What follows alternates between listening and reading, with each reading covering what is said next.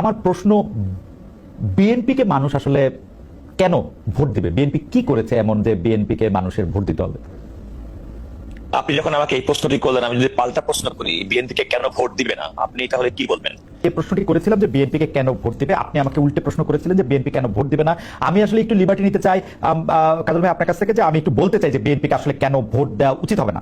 আমরা বিএনপির শাসনামল 2001 থেকে 2006 সাল যেটি দেখেছি, সেটি দেখেছি ঘুষ, দুর্নীতি, দুঃশাসন, অপশাসনের একটি মহোৎসব। দুর্নীতিতে চ্যাম্পিয়ন হতে দেখেছি আমরা বিএনপিকে। 10টা কষ্টের প্রবেশ দেখেছি, বিরোধী দলের নেতার সমাবেশে গ্রেনেড হামলা দেখেছি, তত্ত্বাবধায়ক সরকার ব্যবস্থা ধ্বংস করে একজন মাত্র বিচারককে প্রধান বিচারপতি এবং তত্ত্বাবধায়ক সরকার ব্যবস্থা প্রধান রাখার জন্য সংবিধান পরিবর্তন করতে দেখেছি।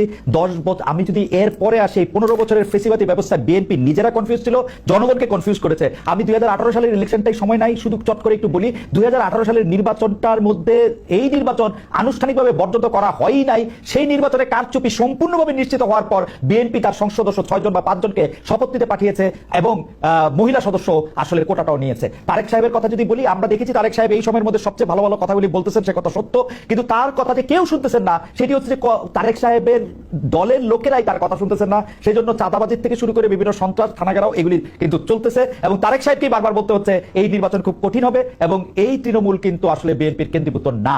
এই হচ্ছে আমার মানে 1 মিনিটে ঊর্ধ্বর সাথে আমি যতটুকু বলতে পারলাম বললাম।